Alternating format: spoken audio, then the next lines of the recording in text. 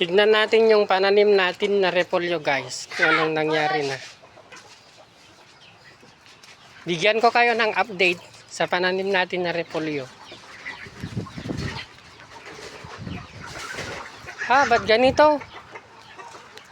Yan, malaki na siya guys, yung repolyo. Ito na oh. Tapos tong isa.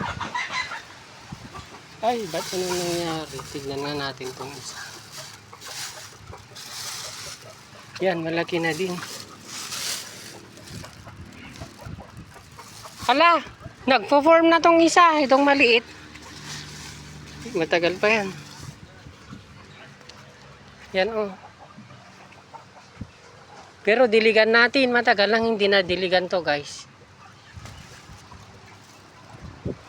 Ilalagyan ko ng ganito kasi may insekto na ano, mapasok. Pero mahangin kasi dito.